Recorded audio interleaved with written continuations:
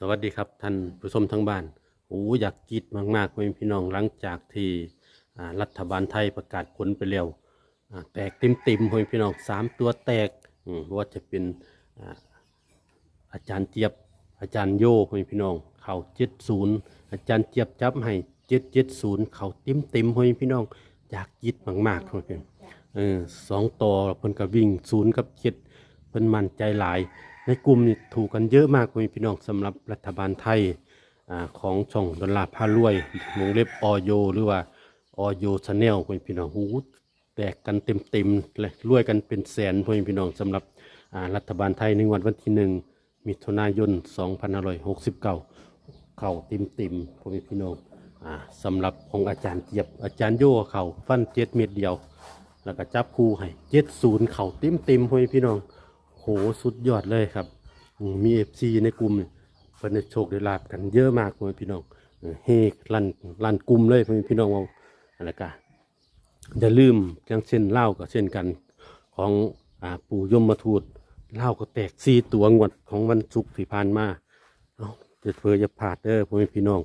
แอดกระลงให้สายด่วนก่อนเที่ยงนั่นฟันของอาจารย์โย่7 เม็ดเดียวแล้วก็70กับเข่าเต็มพี่น้อง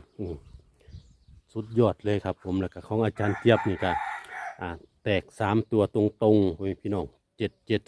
770เฮ่กันทั้งกลุ่มพี่น้องแต่กีดกันโอ้ยสุดยอดเลยพี่น้องสำหรับแนวทางของ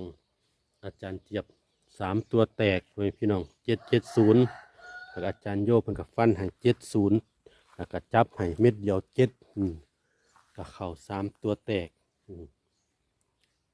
เอามาเบิ่งพริกก่อนพริกมาไทยมักพริกให้FCเพิ่นเบิ่ง ถึกเลขกี่บ่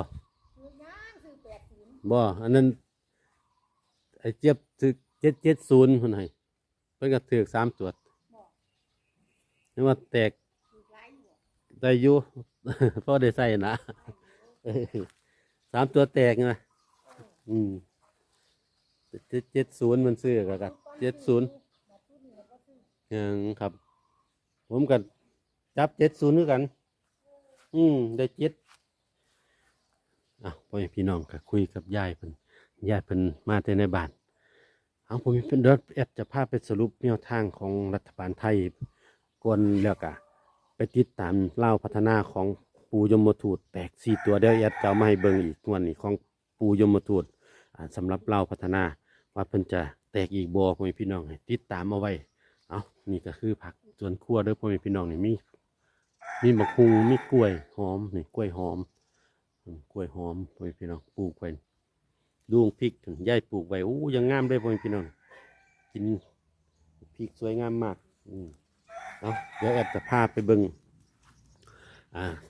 สรุปรัฐบาลไทยของงวดวันที่1 มิถุนายน 2500แตกเต็มพ่อพี่น้องเอ้ย3 ตัวแตกอาจารย์เจี๊ยบได้3 ตัวแตกแอดจะพามาเบิ่ง3 ตัวแตกเฮลั่นกลุ่มพ่อพี่น้องเฮลั่นกลุ่มอาจารย์เจี๊ยบยังบ่ลุกเลยนี่ลุกบ่ไหว3 ตัวแตกตรงเดี๋ยวแอดเอาให้เบิ่งสรุปรัฐบาลไทยก่อนแล้วก็ยึดตามเล่าไว้เด้อพ่อพี่น้องเดี๋ยวแอดจะตามเล่าของปูยมทูตมาให้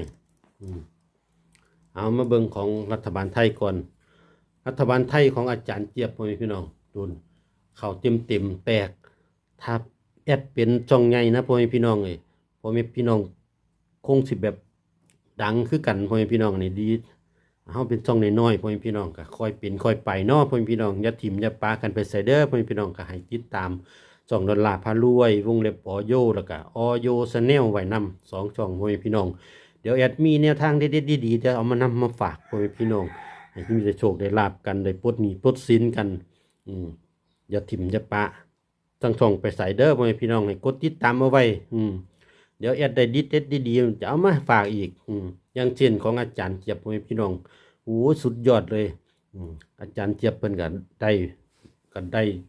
แน่อยู่พ่อพี่น้องก็ได้อยู่ครับผมได้2 ตัว3 ตัว แตกเลยของอาจารย์เจี๊ยบอันนี้เพิ่นเขียนให้เพิ่นเขียนให้อาจารย์เนี่ยอาจารย์โยลืมมาลงให้พ่อแม่พี่น้องเพราะว่าอาจารย์โยรีบขนของเพราะว่าเพิ่งมาจากกรุงเทพพ่อแม่พี่น้องมาถึงตอนตีสี่ก็ยังไม่ได้นอนเลยพ่อแม่พี่น้องขับรถทั้งคืนแล้วก็รีบมาลงสายด่วนให้พ่อแม่พี่น้องอีกแล้วแอดเลยบ่ได้เอาของอาจารย์เจี๊ยบมาลงให้ดูเพิ่นเขียนให้พ่อแม่พี่น้องเพิ่นเขียนให้แอดดูนี่เลขเพิ่นซื้อแค่นี้เองครับเข้าเต็มนี่ชุดเต็มเพิ่นชุดเขียนให้เพิ่นเขียนใส่กระดาษหน่อยมาให้แอดก็เลยมาลอกใส่แผ่นนี่ให้เพิ่นดูสิของอาจารย์เจี๊ยบเข้า3ตัวแตกเอาพ่อแม่พี่น้องแล้วก็มาเบิ่งของ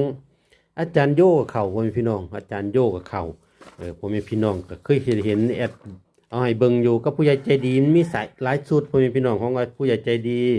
มี2ชุดครับผมผู้ใหญ่ใจดีชุดเต็มกับชุดฟันครับฟันเม็ดเดียวของผู้ใหญ่ใจดีชุดเต็มเพิ่นก็ได้0770ในกลุ่มเพิ่นก็ถูกกันเยอะครับผมสำหรับสายด่วนผู้ใหญ่ใจดีก็ได้07อยู่นะครับมาเบิ่งของอาจารย์โยที่แอดเอาลงให้ในสายด่วนก่อนเที่ยงน่ะอาจารย์ลงให้ในกลุ่มอยู่อาจารย์โยเพิ่นลงให้กันมี70เข้าเต็มพ่อพี่น้องเข้าเต็มเลยเฮาพ่อพี่น้องอย่าเผลออย่าพลาดกดติดตามเอาไว้แนวทางกับทางช่องนี่ถึงจะเป็นช่องน้อยๆแต่ว่าแนวทางนี่เด็ดๆพ่อพี่น้องบ่ว่าจะเป็นลาวพัฒนาแอดก็บ่ได้ลงให้หลายงวดแล้วแอดก็ติดเพราะว่าในช่วงนี้ทำงานพ่อพี่น้องสร้างบ้านทำต่อเติมบ้านพ่อพี่น้องก็เลยบ่ค่อยได้ลงคลิปให้แต่ว่าแนวทางนี่เด็ดๆทั้งนั้นถือเข้าทุกงวดเลยพ่อพี่น้องว่าจะเป็นลาวรัฐบาลไทยงวดที่แล้วก็ได้เฮกันถูกกันเยอะพ่อพี่น้องในกลุ่มอย่างเช่นมือนี้แห่งกีดกันลั่นกลุ่มเลยพ่อพี่น้องถูกกันคนละ5-6 หมื่น